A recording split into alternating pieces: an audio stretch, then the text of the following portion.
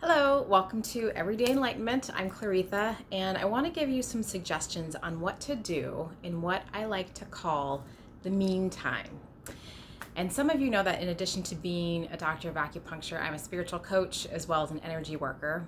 And I do Reiki chakra readings where I tap into your energetic field and I gather information from the 7 chakras in your body to get a sense of things like imbalances, what needs attention, things that need to be cleared, messages from your guides, some past life information sometimes.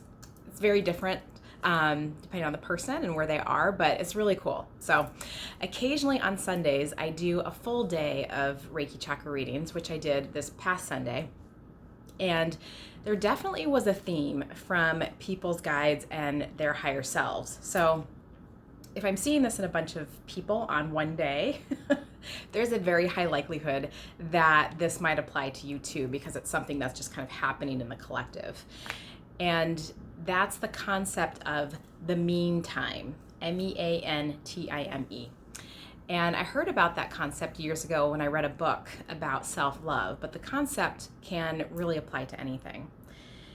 And the meantime, as you probably guessed, is the time in between. The meantime is the time in between. It's the period between big life transitions. It's that duration of time before something happens that something could be like a goal, an event, etc.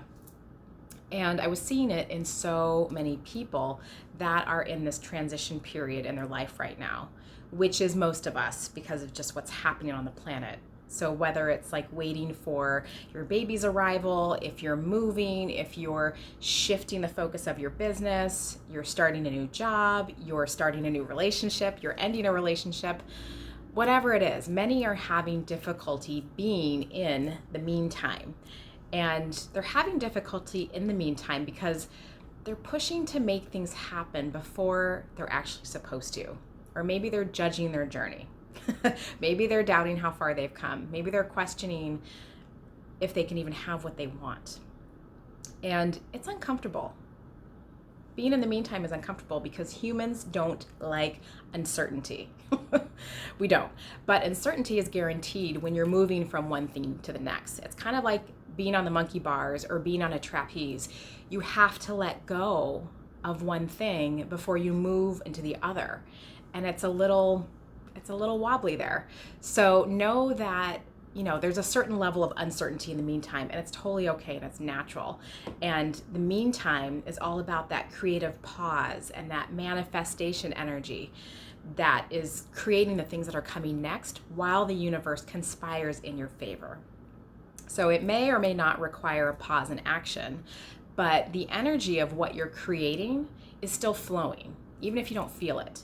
And it's not your job to introduce resistance into the equation by overthinking yourself, because that's what humans do too. So we're kind of unlearning the overthinking. So mastering the meantime can be more simple than you think. So I want to give you 3 tips to help you master your meantime. So the first tip is to make sure to take a few minutes out of each day to connect to the outcome or the goal of what you want.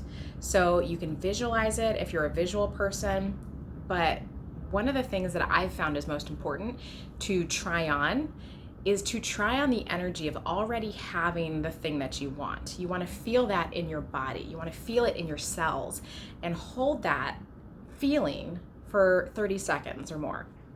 The longer the better, but you want to try it on energetically. The second tip to master your meantime is to have self-compassion. Be gentle with yourself. Your journey never ends. This is Earth School, what we're here for. So be okay with where you are right now. And I mean be okay, acceptance to a certain point. So there are seasons of action and there are seasons of pause that we cycle through over and over again. So be where you are, accept where you are, but still daydream about where you want to be. And carry no judgment about the gap in between where you are and where you want to be. Because consistency and aligned thought and aligned action is what's going to help you get there. And the third and last tip about mastering your meantime is to find joy in the present time. Realize that you will never, ever have the opportunity to be in this present moment again. So, as they say, be here now and seek out the joys and celebrate the little things. No matter how big or how small, whatever is going on in your now moment, you still get to find gems of joy and gratitude, because, we can choose suffering, but not always helpful to our journey. So I hope this message served you today. If you're finding yourself in your meantime, I hope it just supports you and gives you some tips. So if you liked this, please subscribe to my channel, like this video, and let me know in the comments below if there's a particular topic that you are interested in that I share about. And thank you for being here, and I hope you have a fantastic week.